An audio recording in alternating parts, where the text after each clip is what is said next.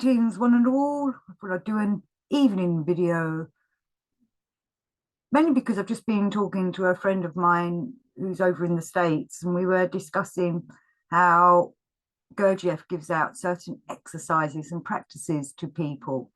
And I've had people recently asking me, what sort of exercises should I be doing in the Gurdjieff work? Or what sort of exercises have you done? So I just start first with saying, I obviously don't know what kind of exercises you need when I haven't met you, but I do highly recommend looking up various Gurdjieff exercises and just giving them a little go, put them into practice, see them as an experiment, maybe just try them out for a while, like for example, the one of set a time for yourself every day. Like pick a time, like let's pretend I'm going to do this exercise tomorrow. I'm going to say at 11 o'clock every day for the next week. I'm going to just stop and say, wholly affirming, wholly denying, wholly reconciling, transubstantiating me for my being. And just see how that goes. Or maybe even say it 3 times at 11 o'clock every day for the next week. And then the week after, I might think, right, I'm going to do it at 3 o'clock. And then the week after that, I might try something like pick a time, I don't know, 1:30 in the afternoon, and just stop and do nothing and just consider myself for a moment and observe what my body's doing, how my head's spinning round, what are my emotions doing. As my neighbours start doing loud music, I don't know if you can hear that. It is a Friday night here, so I think people are partying. So excuse any loud music you might suddenly hear.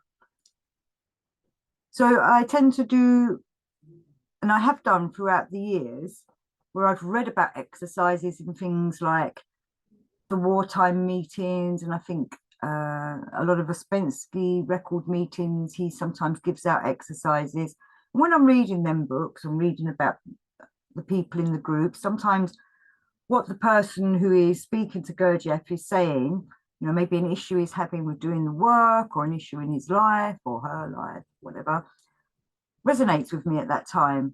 So then if Gurdjieff gives that person an exercise, I will do that exercise. Not all the exercises that he gives in them books I've done, because sometimes he's been giving it to a person that might have an issue that I don't have encountered at all, or don't have in my own life. Which is why it's quite difficult sometimes to give out exercises to people just like across here from the Zoom, the YouTube to you guys out there, because I don't know you personally or haven't met you personally to see what might be helpful for you.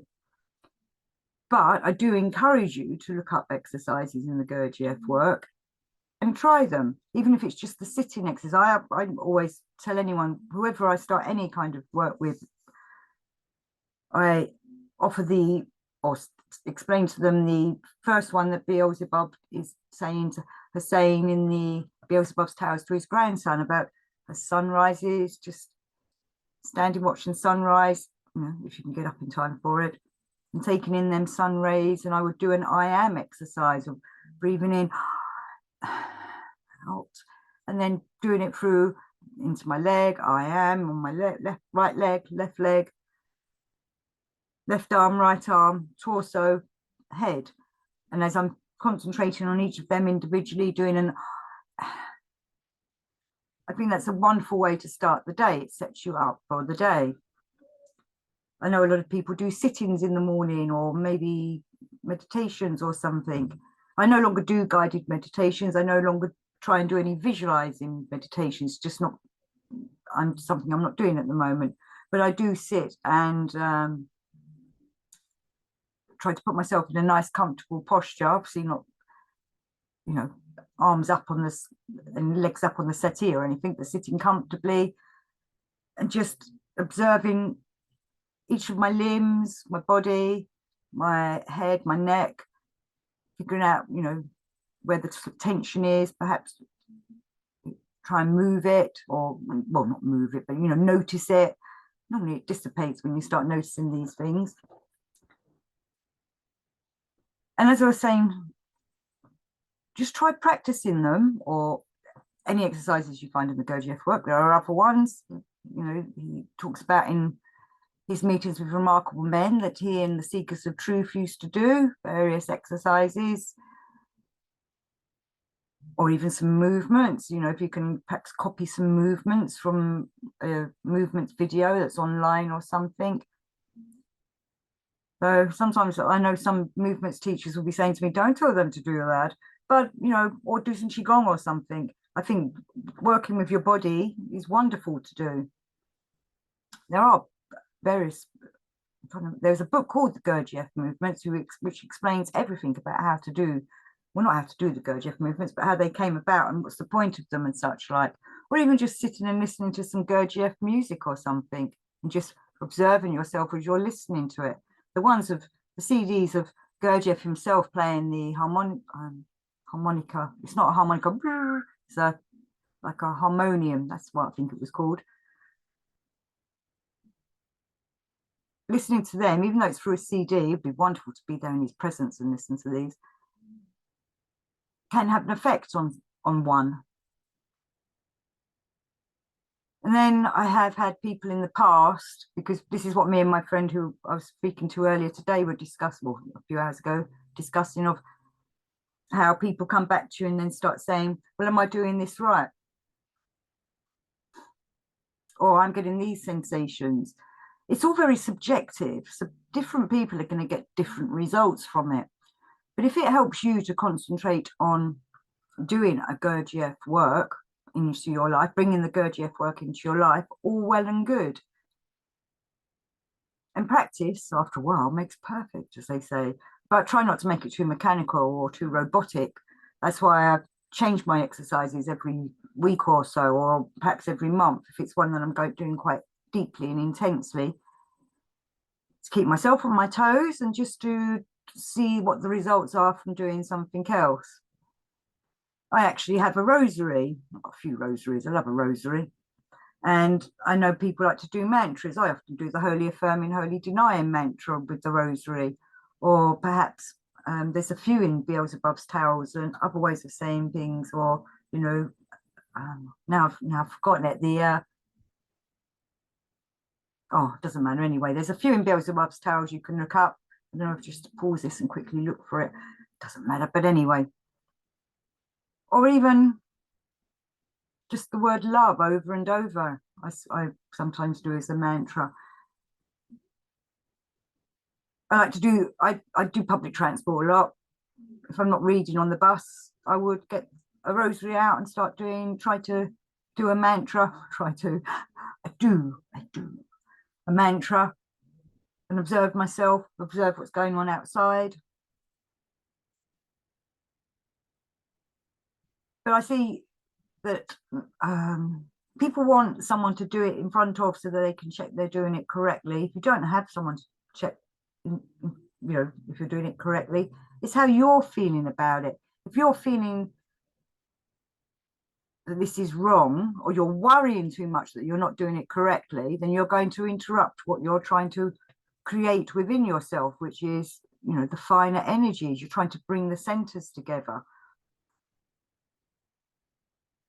The doing is more important than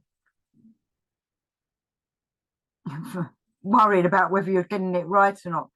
And as you start doing it, and these exercises or various ones that you could be doing, over time you start noticing that they are doing something to you, but it's so subtle. I know a lot of people want instant results. There's going to be a few people squirming maybe now, that if they're still watching my videos, that I've seen in the last few months, really want everything now. I myself did. I wanted a ta-da, that's it, I'm awake. Or I'm a, fully harmonized being, doing the work in real life. It takes effort and practice. And over time, and time is the merciless higher past that tries to stop us doing these things, it's eating away at us, change happens. I've said on videos before, even a few years ago, I used to say the videos of, I can see how I've changed, and I can now see how I would have done them videos differently because I've changed again, and I see the work how I could explain things better. I know I still ramble, but I try to do these videos as live as possible. I know I'm not live on YouTube. I still haven't quite figured out how to do that, and I'm sure it's simple, but I don't like doing cutting and pasting and correcting errors or whatever. You know, it just shows that we're all human. None of us are perfect. Salvador Dali says perfection is impossible. But I think Gurdjieff encourages us with the exercises to attain to that higher being, that higher self, to reach that to our higher centers, so that we can become perfect. Maybe not in this life, but maybe in after we've died, or in the next life. It's a continuation, maybe in a reincarnation. You know, Maurice Nicole gives us lots of exercises in his commentaries and psychological commentaries that he puts about Ouspensky and Gurdjieff. And reading quite often biographies of people that did know Gurdjieff and implemented the work into their lives, and reading of how the exercises they continued to do. I noticed when I first started doing videos, which is, you know, about 10 years ago now, that a lot of people were coming to me saying we should be doing exactly what Gurdjieff was telling his students to do in the prairie in Fontainebleau. You know, we should be out there doing heavy work, you know, building a bathhouse, then dismantling it, all these other exercises Gurdjieff was doing in the prairie. Well, we're not in the prairie, and we've not got Gurdjieff with us to, you know, show us what we need to do to break us, our robotic way of being, our programming. So we have to make use of the few exercises we do know. I highly recommend Father Aziz's books on Gurdjieff exercises, but again, that is quite an expensive book to buy.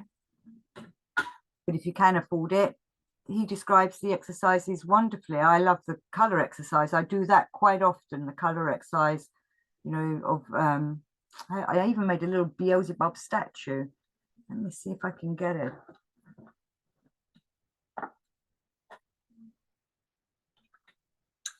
So this is the back. It reflects too much. So this is the back, and it's not showing up the orange very well. So that's him around the front. He's carrying the exercises on a piece of paper, and he's got an enneagram. So Gurdjieff talks about visualizing yourself first off as a white, all white, then visualize your head and neck as violet, your shoulders and lower neck as dark blue, your upper torso light blue, your solar plexus and back, it would be green, skeleton, your spine yellow, and then your legs should be orange. That doesn't show up very well. It looks like it's red, but it is orange. And then red in your, like where you would wear your pants. So it's kind of like Superman pants. When your Superman pants, and then you reverse it, going from visualize it red, then the orange, then the yellow spine, then the green in the solar plexus tummy back area, light blue for the upper torso, dark blue for arms and neck, and violet for your head again. And I like that exercise. I like colors, and I think it's really good for trying to visualize them colors in them places. Was at first I thought that'd be really easy to do, but it did take a while for me to perfect that exercise. So that's just another exercise I'm just throwing at you. Plus I'm just showing off my little models that I make. I know they're a bit silly, but I like them. So anyway, I encourage you to try and do exercises, practice, even if you just do it as a little experiment and just see what the results are, and go forward with the system that way. So sending you love, light and peace in life to you all. Thank you for watching, and do them practices, people.